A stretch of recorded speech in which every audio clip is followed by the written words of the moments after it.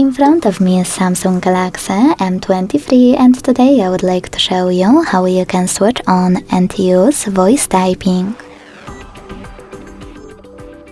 Begin by launching your keyboard and clicking on microphone icon at the bottom left corner.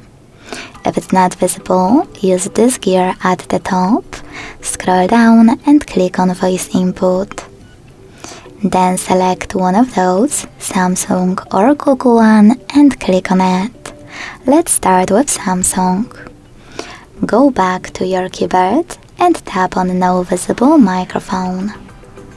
Then hit while using the app and continue. Finally, start typing. If you want to stop, tap on the same microphone again. If you prefer to use Google Voice input, click on it in the same settings and click on microphone at the bottom left corner as well. Then start typing.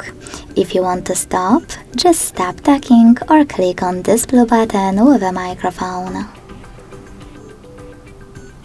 Thanks so much for watching. If you enjoyed this video, leave a like, comment and subscribe.